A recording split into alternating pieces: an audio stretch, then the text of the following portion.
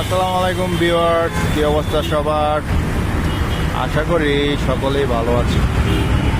কিছুদিন আগে এই যে ব্রিজটা দেখতে পাচ্ছেন, একটা ট্রাক এসে এই ব্রিজের মধ্যে জোরে ধাক্কা দেওয়ার ফলে ব্রিজটি আপনার মাঝখান দিয়ে ফেটে যায়। তো এটা নির্মাণ কাজ চলতেছে। ওই যে দেখতে পাচ্ছেন, এখানে আপনার লেখা আছে যে 25 তারিখের মধ্যে ওপেন হয়ে যাবে ইনশাল্লাহ। তখন ওই যে দেখেন কিছু লোকজন ঝুঁকি নিয়েও তারপরও দেখেন এদিক দিয়ে রাস্তা পারাপার হচ্ছে। আপনারা এই যে দেখতে পাচ্ছেন,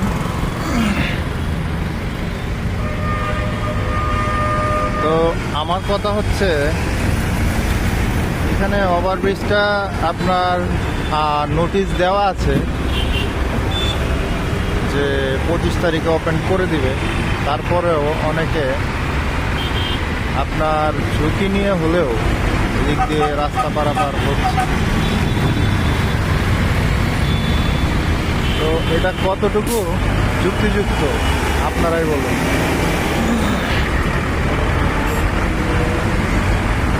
ওই যে দেখতে পাচ্ছেন, এটা সম্পূর্ণ ঝুঁকির মধ্যে তারা যাতায়াত করতেছে। এটা আসলে করা উচিত না। যে কোনো সময় একটা দুর্ঘটনা ঘটতে পারে।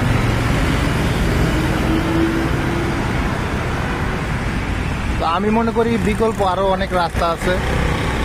কিছুদিনের জন্য একটু কষ্ট করে হলেও বিকল্প রাস্তাতে যাওয়া উচিত। আপনারা কি বলেন? এই যে দেখেন একজন উপরে উঠলো,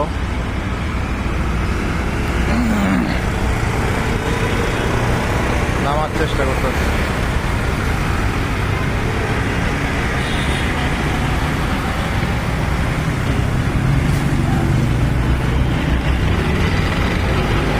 কি অবস্থা, আঙ্কেলের অবস্থা দেখছেন।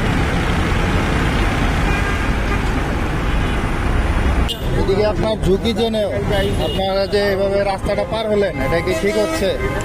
আসলে কিছু করার নেই। আমাদের অফিসে এখানে বাসা ওইখানে। আমাদের যদি এখন খিলক্ষেত থেকে ঘুরে আসতে হয়, জি জি, এখান থেকে রিক্সা নিয়ে খিলক্ষেত যাইতে হবে 20 টাকায়, 20 টাকা। আবার খিলক্ষেত থেকে 20 টাকা দিয়ে এখানে আসতে হবে।